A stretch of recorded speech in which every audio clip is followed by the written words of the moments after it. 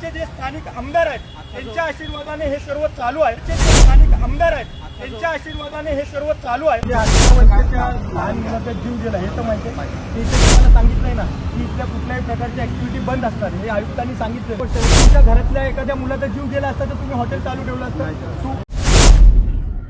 नमस्कार, जय महाराष्ट्र। मी सचिन वसंत पोकळे, महाराष्ट्र नवनिर्माण सेना विधानसभा अध्यक्ष मीरा भाईंदर शहर। आज आपण पाहिलं असेल की मीरा भाईंदर शहरामध्ये एक 11 वर्षीय लहान मुलाचा, ग्रंथ मुता नावाच्या मुलाचा गोपीनाथ मुंडे क्रीडांगण येथे स्विमिंग करताना मृत्यू झाला होता।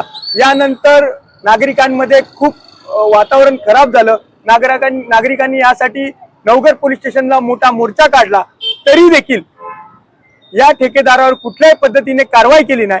त्या ठिकाणी उपहारगृह चालू आहे। या उपहारगृहामध्ये तिथे ऑर्डर घेऊन देण्याचं काम चालू आहे। म्हणजे बसून ऑर्डर घेत नाहीत, तर ते फक्त स्विगी आणि झोमॅटोची ऑर्डर घेतात आणि ते लोकांना देतात। म्हणजे या ठिकाणी महापालिकेने जेवढ्या तत्परतेने महाराष्ट्र नवनिर्माण सेनेवर गुन्हा दाखल केला होता, त्या पद्धतीने ठेकेदारावर गुन्हा दाखल केला नाही, हा महाराष्ट्र नवनिर्माण सेनेचा आरोप आहे।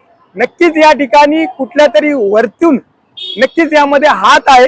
आम्ही तर म्हणतो की आमदारांचा हात आहे आणि ते सिद्ध होत आहे, कारण की आमदाराचा हात असल्यामुळे ठेकेदार आणि त्या उपहारगृहामध्ये हॉटेलमध्ये ऑर्डर ते घेण्याचं काम चालू आहे।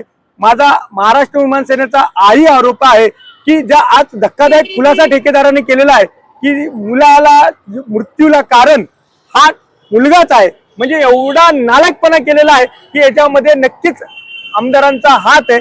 आणि महाराष्ट्र नवनिर्माण सेना आता स्विगीवाल्यांची ऑर्डर घेतल्यानंतर पोलिसांना बोलवून त्या ठिकाणी किचन बंद करणार आणि उद्या जर महापालिकेने कारवाई नाही केली तर महाराष्ट्र नवनिर्माण सेना मनसे स्टाईलने खळखटक करेल।